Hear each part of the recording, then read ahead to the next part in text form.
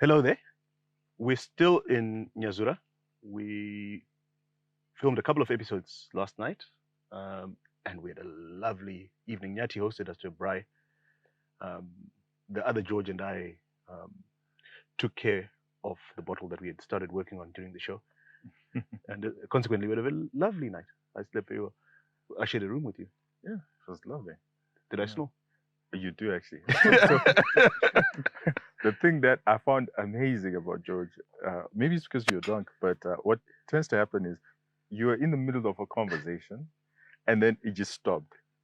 Like you were animated, like your voice was highly animated, right? And you just stopped and you were gone.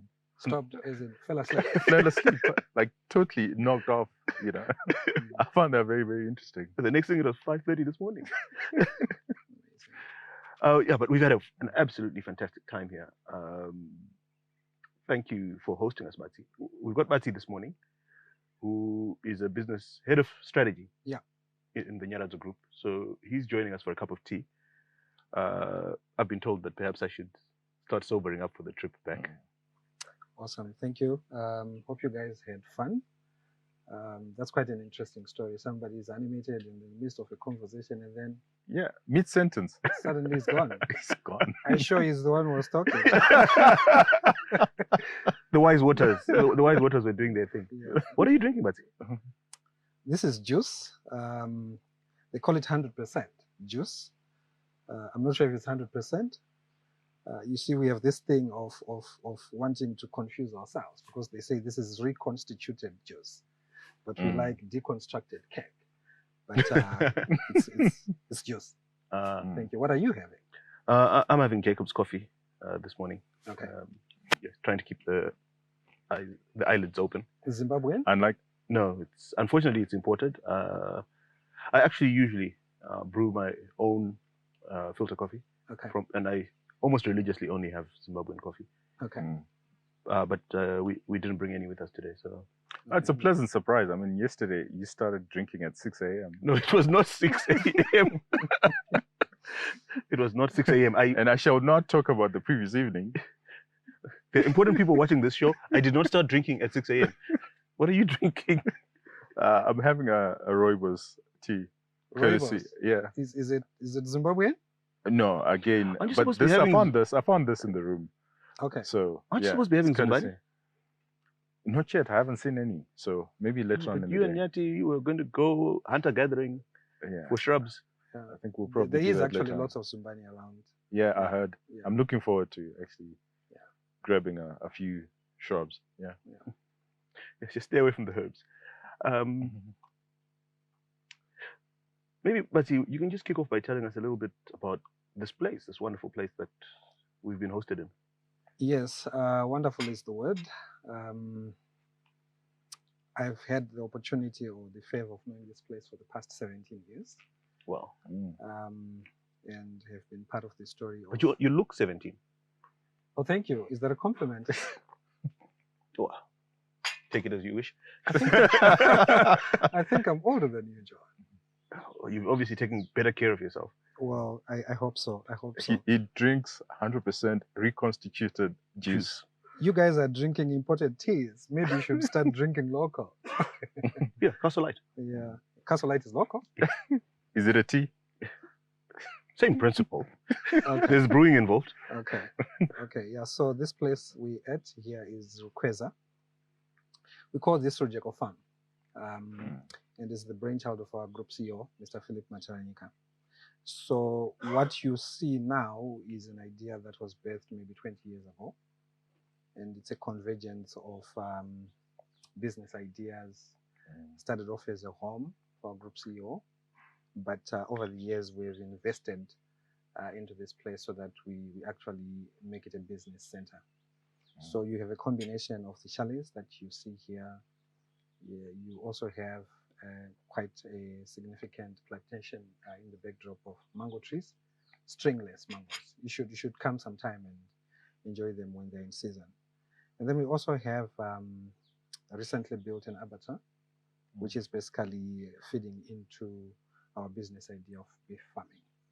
So summarily, that's what we have for the moment, and we have got other business ideas coming, going forward that we're going to be seeing. Should you come back here in a year or two, you're definitely going to see some development. Why here and not in Harare? Well, that's a very good question.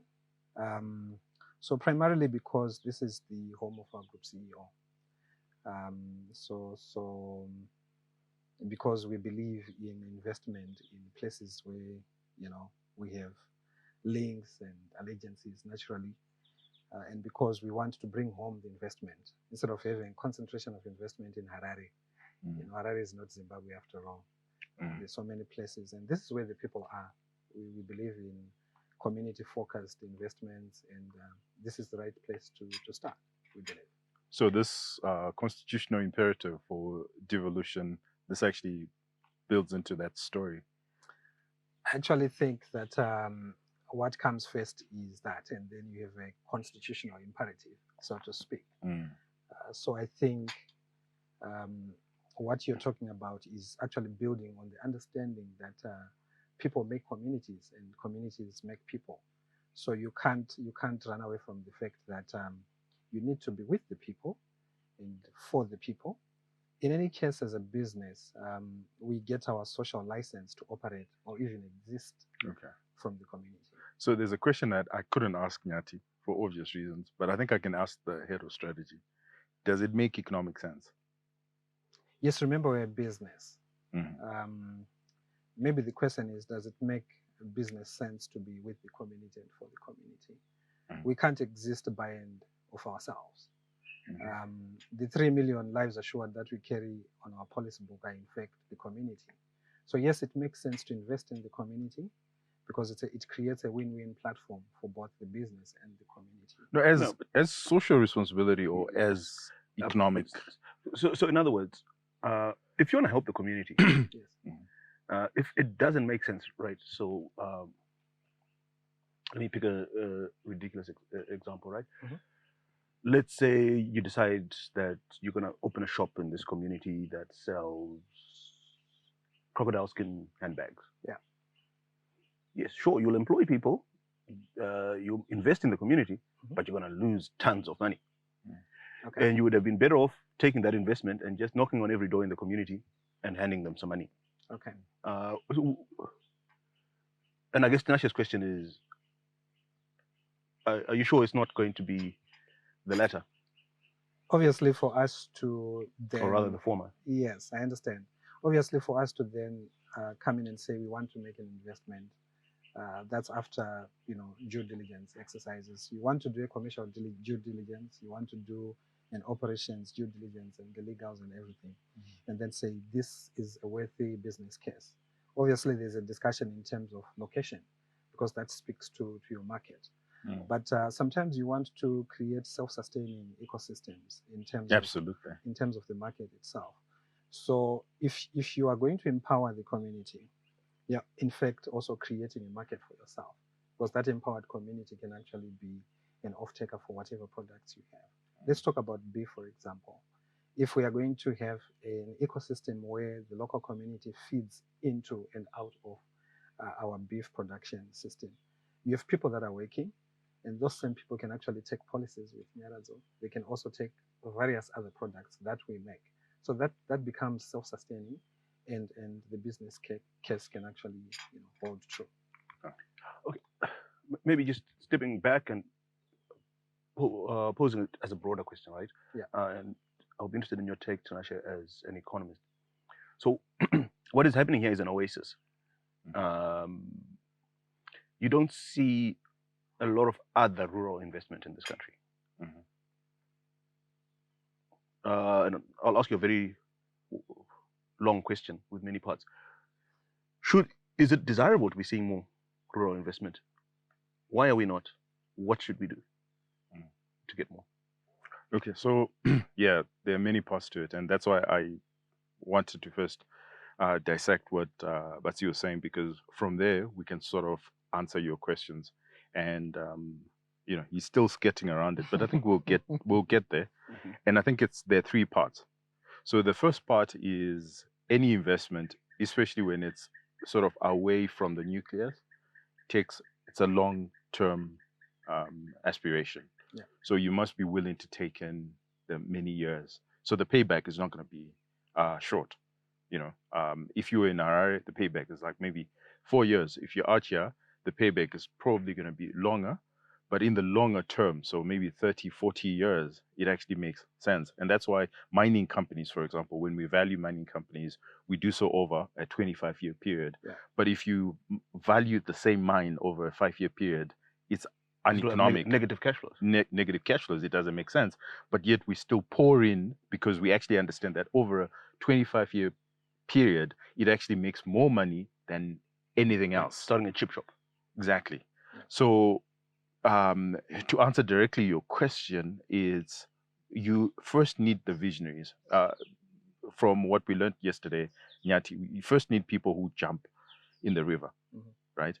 And those that jump in the river are the ones that we ask why. So that's why you're on the hot seat, because you're the guys who've jumped in the river and are looking at rural economy and developing the rural economy. So you've jumped in first. So we're asking a lot of questions, because if we get that, then a lot more people will just jump in with the context that this is not a 5-year thing. This is something that has to be longer term. And I think if that is in play, then the third arm, which I think helps, and that's why Batsi is here, and why he's head of strategy, coming from an accounting background. I'm sorry to hear that, by the way. But is this one of those accountant versus economist? No, not exactly. But this is a worldwide phenomenon that if you're a bean counter. Economists wish they were accountants, but anyway, carry on with your point. But anyway, now I've lost my train of thought. Exactly. Okay. What I was trying to say is the third bit is definitely no bank or no outside financier is ever going to fund these sort of ventures. So you need patient capital. Yes. And I think being part of Nyaradzo Group, I think you then have that embedded patient capital that says, you know what, over a 25-year period, it actually makes more sense for us to be here than in Harare. Yeah. We've got that vision, and we are creating that ecosystem, and we do have the patient capital. And that's the third leg, is what's missing right across society. But also something that makes the capital a lot more patient that I thought you'd touch on is that it's home. Oh, that's if you're what developing if you're developing your own home. Yes. Your mindset is completely different. You don't care if it doesn't make money in your lifetime. Yeah. Even your children might not see the value, but one of your descendants will. Yes. But we also then need to be very important. careful. Yeah. And that's the question I'm going to ask you. That at least with the mining company, we're not saying it's to perpetuity. Yeah. We're saying over a 25-year period. What sort of, I know I'm putting you on the spot, but it sort of helps everyone else. He's an accountant. What's the payback period? What's the payback period? Yeah, I could hazard a number, but I think I want to stick to the principle that this is long-term investment, and this is, as you called it, patient capital. For the simple reason that yes, this is home, and we are looking at long-term and sustainable solutions. I could refer you back to a few examples. If you look at the case of Senton, for example, at some point it was not there, but there were people who were visionaries and actually said we can build a city here. If you go there today, everybody wants to be in Senton, but that didn't happen over 2 years or 5 years. In fact, as we speak, it's still evolving. Let's look at the case of Dubai, for example. At some point, everybody would go there. They were actually going into the sea just to get some pearls and use that for trade. But everybody wants to go to Dubai. It's now a viable trade center, and quite good funds, DFI, as you were speaking the other time, flowing into Dubai. So we have the same sort of vision. So we're not looking at the payback period in terms of project appraisal per se. We are looking at it and saying it is viable from the start. Obviously, accountants want to say, is this in the next 10 years? Is this in the next 15 years? And I could say, yes, in the next 20 years, we'll have possibly a thriving city in Nyazura. But we want to look beyond that. We want to look beyond generations and say, we want to do something, and we've already started to build something that will last outlive most of the people that are working on the project right now. Yeah. Maybe that's a good place for us to break. We will go and powder our noses, top up our teas, and we'll see you in a couple minutes. Every breath of life is worth celebrating. You are worth celebrating. Without you, our clients and partners, there would be no us. As we turn 21, the Nyarazzo Group of Companies celebrates you. Thanking you all for standing by us for 21 years, regardless of the difficulties endured. Siyabonga. Sinotenda. Thank you. Sawira mkuru, umgani omkulu.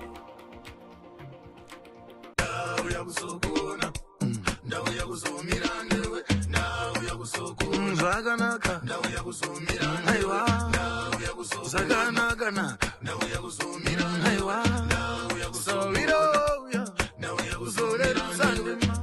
Aywa, Jaruga, Bagumira Besu, Mira Bandore, to Mira Bagao, Mira Bandore, to Mira Bagao, Zaganaka, Aywa. Zaganagana, Aywa, Ndagakara Ndaguts, Aujamira, Abajina Nogunets, Anabata Warikets, Bajina Nogumuts, Anabata Warikets, Zaganaka, Aywa, Zaganagana, Aywa, so we don't, so let us send him. Bagumira Besu, Mira Bandore, to Mira Bagao, Mira Bandore, to Mira Bagao, Zaganaka, Aywa, Zaganagana. Welcome back. So you're picking up from where we left off. But see, I think it's a question to both of you actually. Maybe yours from a practical point of view and you from a theoretical point of view. Are you saying that Yes. Theoretical. Yes. So look, what's happening here is great. Mhm. It's good. It's powerful. And I think we can surmise, even though you didn't answer my question, that we probably want more stories like this around the country. It can only be good, considering that what percentage of our population is rural? it depends where you're getting the stats from, but I think let's call it 60. Let's call it 55 to 67. It's between that range. So more than half our population Yeah, more than half. is rural. And if we can have more activity happening in the rural areas, by deduction, we're going to be a wealthier country. Mm. So how do we make what's happening here happen elsewhere? What does it take? Well, I've got thoughts given the experience that we have had here. I'm not saying like this is the eat and all in terms of implementation, but obviously the justification for it, the starting point is what you've just mentioned, to say we have maybe between 60 and 70% of our people in rural areas. So I would think that each community has got identifiable advantages in terms of resources. And instead of importing labor from the rural areas into the urban areas, we can actually have the rural communities themselves work those resources to their advantage. So I think the starting point is identifying that core advantage for any specific area, and then leverage on that in terms of investing in that area. Okay, so sorry, just before you're using a lot of big words, you're clearly the head of strategy. So you're saying if we're talking about a village in Mutoko, Yes. think about black granite, maybe Yes. think about mangoes, think about Yes. tomatoes. Yes. Okay, now Yes. we've zoned in this village, Yes. our thing is Yes. mangoes. Mangoes, for example. Yes. So instead of allowing those mangoes to maybe just rot in the ground, you can actually have a fruit processing factory. So Dry them. yes. So what you're doing is you're bringing the technology to the people, and then investing in that community. You say because- you. Who's you? Who's the person who's going to do this? Okay, yeah, so that's a very important question. Obviously, there's key infrastructure that we expect central government maybe to provide, things like roads, electricity. But allow me to point out at this point that I think private business has got an important role to play in terms of investing in those communities. For example, we are out here in Rukweza. It's a rural place, but we have electricity. So corporate Zimbabwe or corporate leaders have a role to play in terms of investing in these communities. In any case, who is a corporate? Because it goes back to the individuals, who actually run or own those corporates. So I would hazard to say, as Zimbabweans, we have that collective responsibility to invest in the various areas, and not just wait for government to do this, for us. So I would think, for example, if my home village is Mrewa, and I've run a successful business, or I am running a successful business, that I want perhaps to diversify and empower an ecosystem in Mrewa, probably I would be the one going there to set up a factory instead of having it in Harare. I can actually set it in the village, create employment for the locals, and harvest, at source. I think what Bati has actually articulated very well is perhaps how you scale. Is let's first look at the rural economy from its economic vantage point, and not as creating shrines. You mentioned shrines like Mtoko and Mrewa. What you find is you have these big houses that in essence became shrines because they were not embedded in an economic activity in that particular area. Yes. Whereas if they had not started, a legal one anyway. well, there's that too. But if they had started with the competitive advantage in that area and said, well, let's not build this humongous house, which eventually becomes a shrine, but let's actually build an economic activity and let the economic activity then build these houses. Yeah. Right. So that's what I'm gleaning from what he's saying. And I think that really sounds like something that I particularly like and enjoy is we're not looking at NGOs. We're not looking at aid. We're not using terms like impact investing. Yeah. We're not, using words like ESG, SR, CSR, where it seems like there is no rural economy. There is a rural economy. And I think the other thing that I've also learned from what he's saying, and I think it also goes with any business model, is you need centers of excellence and you need visionaries who give you those centers of excellence. So for example, when we're invited what we are learning is we're like, okay, maybe we could replicate it in our little spaces elsewhere. Just like this used to happen when, tobacco was introduced into Zimbabwe. Yes. Right? How did they introduce tobacco? To the extent that now we're one of the top or largest producers of tobacco. Yes. And yet we never, maize, we've made maize our staple food, and yet it wasn't. It wasn't. Yeah. Right? And that's how you replicate any business model.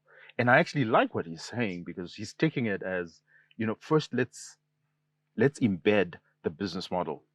Because once the business model is embedded, then everything else will follow. Yeah. And the reason why it's going into the rurals, depending on what? Depending on the visionary. Yeah, and coming to that and the visionary, what I'm also picking up is, look, most of us have a rural home. Yes. But we tend to either think of it as a resort where we go on holiday, or a social responsibility. There are these poor relatives of mine that I must go and see from time to time, and also funeral shrine. Yeah, or a shrine. Perhaps the initial starting point is for us to switch our mindset and say, I've got land as a birthright somewhere in the country. What can I do to make that land productive? And the moment each of us who goes back to that piece of land that we have as a birthright and start doing something productive on it, you will start to have an economy. You will start to have ecosystems developing, right? So I go back and I start growing tomatoes in my village in Mureo. I need somebody to supply me mapaza, hose. Eventually, one of my neighbors will say, We'll figure it out. We'll figure it out that if I start manufacturing hose, this guy here is going to buy them from me. Yeah.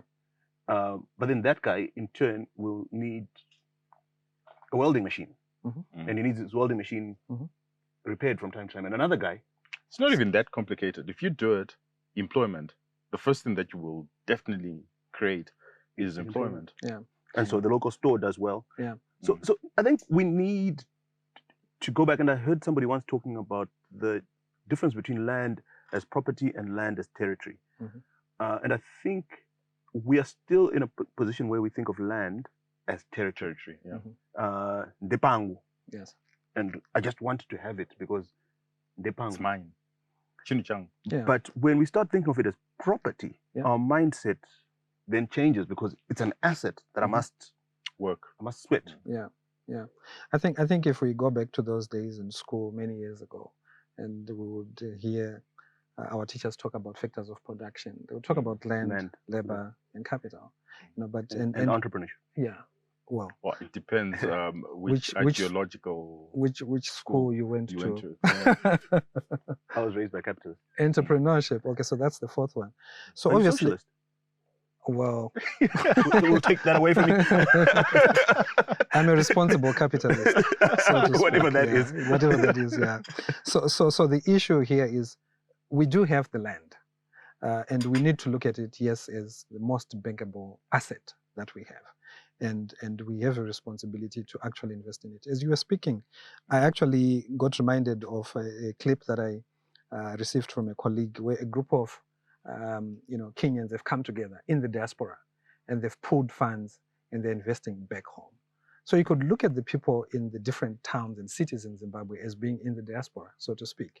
And they can pool funds and resources to invest back home so that you actually have investment going into the rural economies and not just have it as a territory, so to speak, but actually have it as a center of investment and a center of excellence. In fact, that could actually help reduce this rural to urban migration. And we are going to live in Harare, we are going to live in squashed spaces, we are overwhelming the infrastructure there, but we do have land in abundance. It also would help, so to speak, not to have the rural areas just as a cemetery and actually have them as centers of excellence. And it also speaks perhaps to our education systems, because when you have these centers of excellence and thriving industry in the rural areas, you can actually have places where our kids go to learn, in the local area, instead of then having to go all over the place to look for places where they can learn, for attachments and other things. Yeah. So we're saying somebody must jump. Somebody has already jumped. Yeah. The rest of us must follow. The rest of us must follow. Yeah. What must we now do to encourage people to follow? Okay, so now let's, as we often do, let's talk to Mtuli. Do you think he watches it? I don't think so. I hope so. But yeah, okay. So if you're Mtuli, if you're, it's not even that deep. It's a minister of so these things? it's not that deep, and it comes back to the first segment, dollars and cents. It's not that deep. If Nyati is making money, people will see it, and they will replicate it. Just like how he said, I became an entrepreneur because somebody jumped, and I saw that guy who jumped actually, made a ton of money, and he's swimming in it. So, I'm gonna jump. Do you think it's that simple and it can happen without any encouragement from government? Okay, so you've got issues. We don't have skills in the right areas. I can tell you what I can tell you. I can tell you what government can do. Maybe perhaps what China did, which are these economic EPZs, export processing zones. Yeah. Or economic hubs. Yeah, special economic zones. Special economic zones. Yes. So less export, but special economic zone. So for something like this, if government were to see it, right, immediately what they must do is follow and say, we're making Nyazura a special economic zone. Because what they're doing is they've got the visionary guy who's coming in and who's set it up. Yes. And they're saying, okay, let's build the infrastructure around him. And immediately what we can do is make it a... But isn't the government already doing that? I'm trying to remember the name of the initiative, but there is an initiative right now under which the president went and opened the Marula factory in near Beitbridge, and he opened a vegetable processing factory somewhere else, which I can't remember what it's called. But they must follow the vision. It's something so they must say they mustn't lead. Is what you're saying? No, they must not lead. The entrepreneurs must lead, right? But once the entrepreneur has led, then they must make it a center of excellence. But- And the first thing that they immediately can do is, if they make this a special economic zone, if they say Nyazura is now a special economic zone, that encourages the entrepreneurs that are already there. It will encourage other entrepreneurs to then come in. No, but Joshua, that's already in place. All growth points have since the 80s been special economic zones. They've got the special tax rates. They've got also. You're not getting it. That's the problem. The problem is the state went ahead of the entrepreneurs. But they already gave you what you want. That's not what we want. What more do you want? I'm saying, I as an entrepreneur, let me decide where I want to be. If I want to be in the middle of Mzarabani, right? Let me go and be in the middle of Mzarabani and start creating this, right? And then government follows and says, well, you've been daring. You have spent your capital, and look at what you're doing. Okay, now let's make it. And right now, there is a special economic zones authority. You just need to apply. It's not that simple. What do you mean it's not that simple? I'm telling you, it's not that simple and straightforward. Otherwise, right now, this place would be. Have you applied? Why isn't it a special economic zone? Well, does it make a difference to you? Good question. Maybe I would have the guys from ZIDA come and join us for this chat. But yeah, it's not as straightforward. But obviously, I'm sure with if we continue knocking on their doors, I'm sure that will be granted. But I agree. You want that enabling environment that makes it attractive for potential investors, because we are talking here about replication. We're talking here about the other guys also jumping, so that this happens not just in Nigeria but across the country. So you want that that work, the entrepreneur and the regulatory agency working in lockstep, so that we catalyze the process of development. Absolutely. But I'm sure it will come through. It will come to pass and will be. Well, is that what you're looking at as well? Yes, without. I might have jumped the gun. I see you're picking ideas from my strategy document, but yes, that's where we are headed. Because obviously we want to create operational and structured advantages for the investor, and also to attract others to come in and say this actually works. And economists like yourself who want to look at advantage, because you are rational economic beings. He's not rational. He's not rational. I thought he drinks tea. He drinks tea, imported tea. Spends all his money on ugly clothes. Yeah. So I think creating an enabling. That's my inheritance. Creating that enabling environment definitely helps. For possibly the timid investor. You have visionaries. People are already bought into the idea that we need to invest in rural communities. Yes, there are different models in terms of assessing or appraising projects. Elkington speaks about the triple P: people, planet, and profits. And our group is quite passionate when it comes to the planet, making sure that we are environmentally sustainable. And then, of course, people, the community, making sure that there's beneficiation and you actually improve the livelihood of people. And there's that little bit of the profit, yes. So you want. Why are you scared of starting with profit? I'm not scared, but that's It almost seemed like he was apologizing. There's that bit. No, but he can't. He struggles to identify himself with capitalism. I'm a responsible capitalist. I say that, and you said whatever that is. But you refuse to recognize entrepreneurship as a factor of production. I acknowledge. I think you and I read different textbooks. Yeah. Anyway, no, sorry, we interrupted you. Yeah, so I was just saying we want to look at the different metrics in terms of appraising projects, not just the profit motive. So the planet is important and the people are important. I'm not trivializing or reducing the importance of profit to the investor. That is equally important as well. Yeah. And we will cut away for a break. We will see you in a couple of minutes.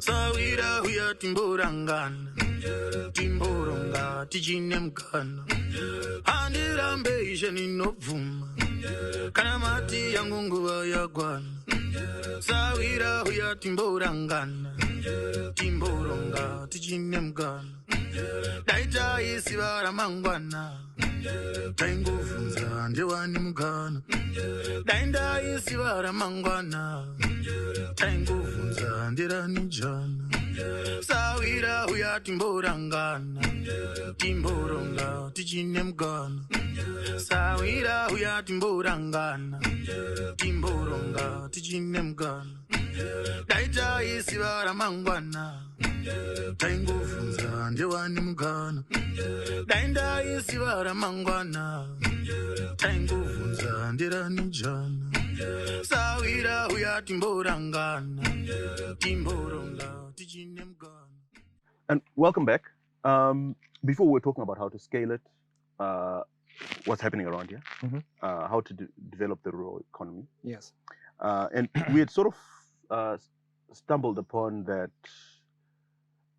our entrepreneurs and our corporations need to actually take responsibility for our rural areas. Yes. And take it upon themselves to develop them. Yes. Would you want to develop that point a bit more? Yes, George. I subscribe to the school of thought that says, as citizens, as natives to this country, beautiful country that we call Zimbabwe, we are responsible for our own development. No one is going to do it for us but ourselves. As such, we need to take ownership of the resources that we have.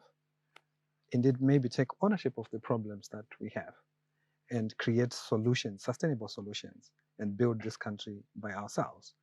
Tinashe is eyeing me. I'm not sure if you subscribe I'm to about the to same. jump. Yeah, you want to jump, but yeah, I think no one is going to do it for us. We should begin where we are with the resources that we have and take our country forward. Pull ourselves by our own bootstraps. Exactly. All right. Obviously I think differently because I'm not xenophobic. So this idea of natives being or indigenous, and then only the indigenous or the natives can develop a country, I think it negates the fundamental truth of commerce, which is profit. So as long as there is profit, that's why people would leave the UK and they would move to the Americas. That's why the Chinese moved to Malaysia, and that's why the Chinese in Malaysia moved to Singapore. This is what happens everywhere. That's why Zimbabweans are in South Africa. Yeah. So, and I think there's somebody who actually did a study that Zimbabweans actually contribute quite a large chunk to the economic development of South Africa. Okay. So if the South Africans believed that their country can only be developed by the indigenous, first it's how do you define indigenous and how do you define the natives? I did not say. I did not say it's only ourselves that can develop our country. Okay. But the primary responsibility for developing our country lies with us. If you're talking about the Malaysians, if you're talking about the Chinese and the Americans and the British, they have permanent interest. And their permanent interest is to develop their country. And I'm saying we should, by right or by principle, actually be involved and lead from the front as far as the development of our country is concerned. Those are conflicting statements. States, I think you just deliberately misunderstand. Those are conflicting statements because the states, the objective of a state is different from the objective of an economic actor. Those are actually conflicting. But he's semi-socialist. He doesn't look at Okay, so maybe educate me. That's why he must articulate what he means. Because the objective of a state maybe is educate not exactly me. the But objective of an you economic guys, actor. you kind of shifted the discussion. We're coming back to this Nyika, vakwa, nevene, vayo statement. And you're saying you disagree, but he's saying, no. It's not to the exclusion of foreigners, but locals must take the lead. And I'm saying that I disagree because economic development is not necessarily the objective of a state. No, but we're not talking about the state. We're talking about individuals in a state. He's saying, but then, okay, let's go back to your village, right? He actually. So you're not listening to him. He actually looked at the state and he says economic development of a state is by its citizens. Yes. Right? And I'm saying the state's objective is not necessarily the citizens' objective. Okay. It's not true that those two sometimes are in tandem. States don't exist, Tinashe. Uh-huh. People exist. Communities exist. Mhm. Okay. So what I'm saying here is, as a people, we are responsible for self-development. Let's take away the state, The big words. it's a big word. I'm not sure what it means. But what I do know is, if we are going to have sustainable solutions, African solutions, Zimbabwean solutions to our problems, we need to take charge of our own issues and our own situations and bring development to our local or rural areas, so to speak. You see, you can't take away the involvement of other players on the global market. Because remember, one of the key issues that you need to bring in there is technology and knowledge management or knowledge systems. And we can learn from other countries in terms of how far they've gone. I did give an example of a microprocessor for mango fruit, for example. I'm sure somewhere in the world, you actually have that technology as ubiquitous. It's known, it's there, it's available. All we need to do is to borrow from those nations and bring it. But we must have a permanent interest of self-development. Okay, so that's where I disagree again, even as far as citizens are concerned, because otherwise we wouldn't have migration.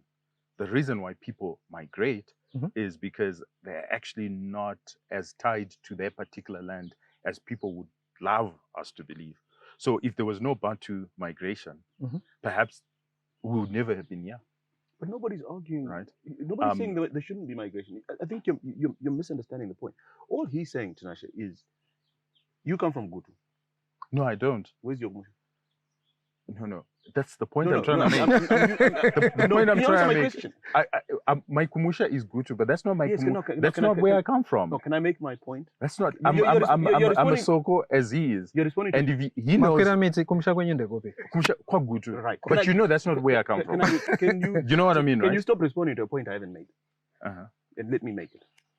The point Batsi is simply making, which I agree with, is pamusha penyu muraini menyu kwa Gutu. I don't know trying the ignorance cheat. But pamusha pamrapada. There will never be mango trees pamusha pamrapada because George Anova Komreo woke up and said, mango pamrapada. That's actually what we did. But if you... That's my point. My point is we moved from Wedza and we moved to Gutu. Can I finish? But you took charge of your destiny. But if you decide that you want mango, pamrapada. If you want to move, that's a completely different story. But if you pamrapada mango, you then say, it would be nice if we had an orchard here. I don't know how to do it. I need to get partners. And you go and find somebody else to help you. You borrow money, etc. That's fine. But all that's his point is there's nobody somewhere else who's sitting there thinking about your problems. It turns out in our neighborhood, in Gutu, it turns out that some guy, some ancestor of mine who lived in Wedza, decided that, oh, you know what, I think I can grow mangoes in Gutu. And he migrated all the way from Wedza to Gutu.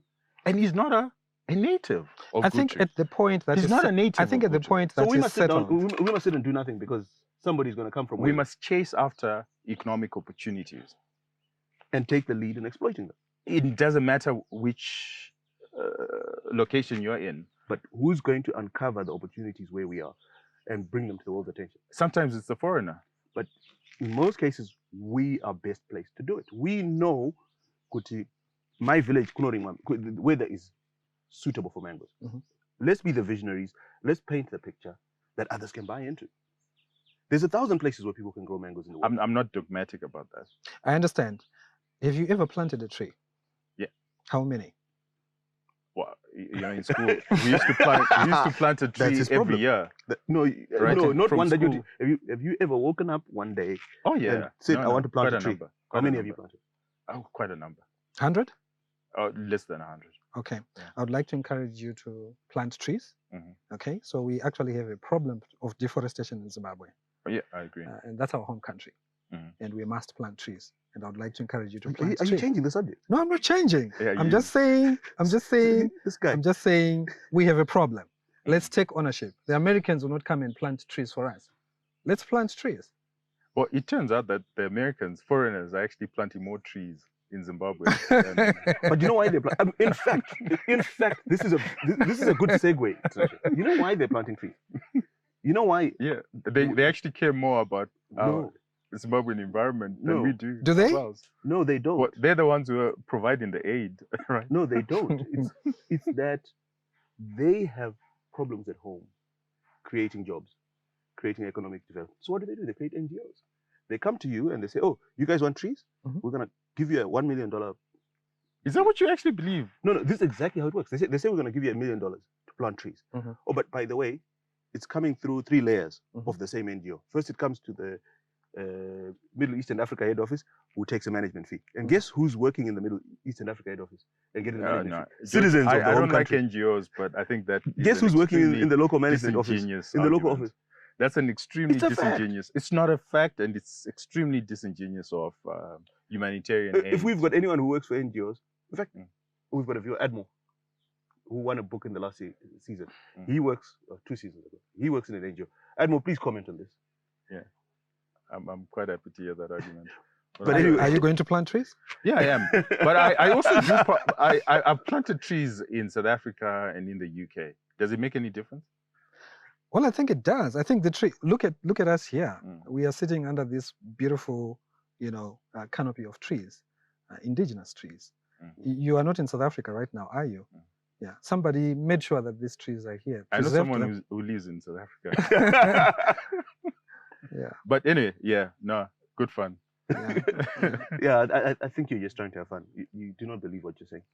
No, I actually believe what I'm saying. I don't believe in the idea of that you should be beholden to a particular state or nationhood. Mhm. And I think a lot of Zimbabweans have proved the case. A Mhm. lot of them have actually left the citizenry of Zimbabwe, Mhm. and they've embraced their new homes. And I think that that's the nature of globalization, the different nature argument. of That's a human different beings argument, is Sasha. that they look for economic opportunities, Mhm. and But we're that's not- the no, nature of the but world. No, at no point did Bazia or I ever argue that people mustn't migrate, or that people must be forced to stay where they are. We have not argued that at all. Mm. But instead what we are arguing is simply that if you are here, don't be sitting here waiting for somebody to come and rescue you. And I'm saying if you can move to another place, please move. Yeah, and that's fine. Nobody's disagreeing with that. Well, that negates the whole argument of No, but there's people that have only chosen. citizens No, can we- develop we, their we didn't say nation. we haven't said only citizens, and we keep trying to clarify this to you. We are simply saying if you are here Mhm. and you're Mm. staying here, Which you are. nobody else You are is going to here. come and sort your problems out. Yeah. You've got to roll up your sleeves. I think and that's start what I fixing disagree with. That nobody else can. it. No, I said nobody will. Don't think that there's somebody sitting in London worried about your problems and be waiting for them. If they find an opportunity, that's why they went to Murewa and they found an opportunity of black granite. Somebody in Italy saw that opportunity, and they were not going to sit and think about the problem in Sicily and the problem in Milan. They decided, you know what, the opportunity is in Zimbabwe, so I'm going to go to Zimbabwe. So we must do nothing and wait for other people. I'm saying we must look for opportunities. That's not my argument. My argument is look for opportunities. If they're local, fine, great for you. But if they're in South Africa, please go to South Africa and make that opportunity. I think we are agreeing. That's here all today. I'm If you're saying. saying that, then we're in agreement. Before you look for the Alright. opportunity in South Africa, Look for the there are the ones opportunities around in you. Zimbabwe, and Mm. it's probably to your best advantage to start local. Fair enough. Yeah. Fair enough. And Fair maybe enough. maybe we should end the show here before we go down another rabbit hole. No more coffee for you until we get back to that rabbit. I can I offer you. wasn't- Some, I can offer wasn't- you some juice. Okay, I wasn't having coffee. That's even more scary. It's been lovely having you along. As usual, don't take us too seriously. We don't really know what we're talking about, but we just seek to inspire thoughts. We hope that we're inspiring discussions between you and the people around you. And as usual, if you have access to some policymakers, be sure to bring up some of these issues with them and see if we can make this a better Zimbabwe. Otherwise, take care of yourself. COVID is real. Stay safe. Be good. If you can't be good at it.